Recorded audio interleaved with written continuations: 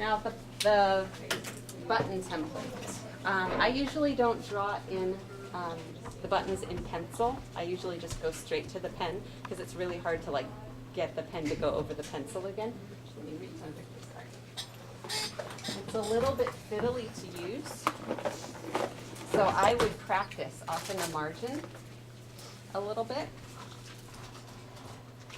And I would practice also to see which size pen works best for you for your button.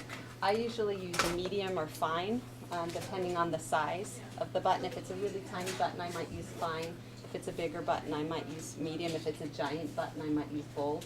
So I would just experiment until you're happy with how it works. So I'm going to do a little sample right over on the side of this. I'm going to do a big one and then a little one so you can see. So if I have a little cross mark saying that's where I want my button to be, I can look at this and there's measurements, there's fraction measurements and decimal measurements on each one of these circles to tell you how big the resulting circle will be. So if I was drawing a 1-inch button, how big of a circle would I want to use? If I wanted to draw a full-size 1-inch one and I wanted to draw a quarter scale. Quarter inch. So if I were representing a 1-inch button here, I would find the little circle labeled a 1/4 inch. And I would practice with a bigger one first and then go to the size you actually want. And come where you can see. Come where you can see. This is definitely something you do want to practice before you commit to doing it on your actual drawing. And I'm going to use the bolder one so you guys can see it a little bit better. Okay, so do you see these little black marks at the top and the sides of each one? If I line up those black marks with the cross mark that I've made on the paper, it will center my button where it wants to go, or center my circle where it wants to go. Remember last week we were talking about beveled edges? This little template isn't beveled, but do you see there's these little kind of blister bumps? They're acting as a little bridge so that the template stays off of the paper.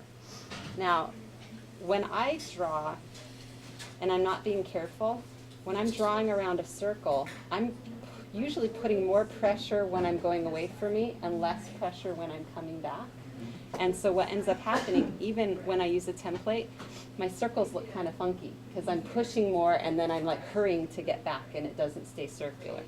So when you use this, and again, please practice first, try to put equal pressure all the way around. So you're pushing against the template all the way around. You'll get an even circle. Also, keep your pen straight up and down. So it takes kind of a concentrated effort to go, okay, now I'm pushing, now I'm pushing, now I'm pushing, now I'm pushing, okay? And then you can get it a centered thing.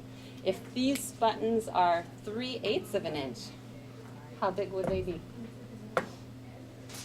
3/8.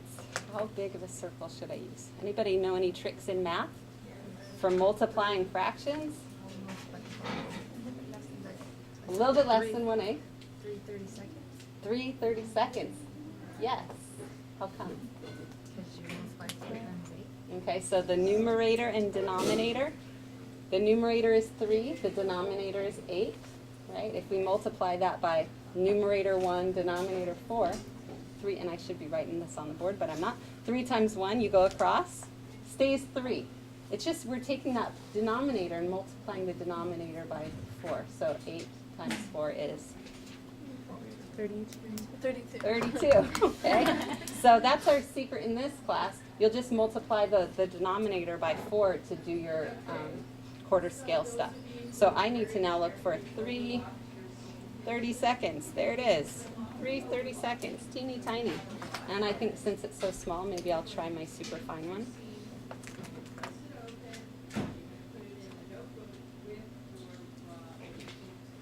Okay, and with the fine one, sometimes I go around a couple times. So it's a really, really small button, okay?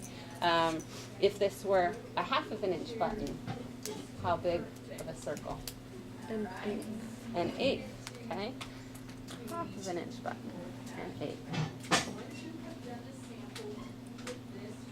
Okay, I'm going to let you measure the button and tell me, or tell yourself, how big it should be. I would also go back after you've tried a few and actually measure it. This is supposed to be an 1/8, but depending on how you handle the template, it might be smaller. Like it might have ridden inside the circle a little bit more. And if I'm measuring this, it's looking a little bit smaller than an 1/8 to me. So you might want to try a couple different buttons or a couple different circles to see. Maybe try the one the math gave you and try the one a little bit bigger or a little bit smaller, then see which one ends up working for you, okay? Now, when we look at this, you see the button. What else do you see?